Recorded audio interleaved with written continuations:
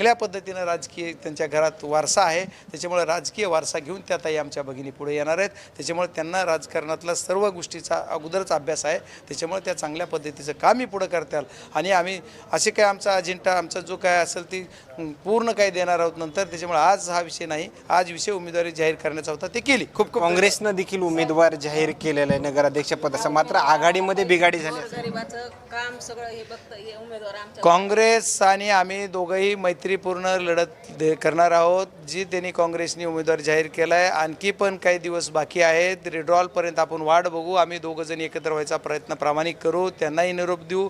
आम्ही 2 पाऊल मागत ही 2 पाऊल मागवू. आम्ही सगळं कसं करता येतं नियोजन ते करायचा प्रयत्न करूयात. आणि नाहीच झालं त्याच्यावर मैत्रीपूर्ण लढत होईल, पण आम्ही प्रयत्न करू. आता ठीक आहे ना, आज आम्हाला त्याच्यावर काही बोलायचं नाही. जोपर्यंत निवडणूक लागत नाही, जोपर्यंत चिन्ह सिंबॉल मिळून रणांगणात सगळे लोक येत नाहीत, तोपर्यंत बोलणं राजकारणात संयुक्तिक वाटत नाही आहे. त्याच्यामुळे मी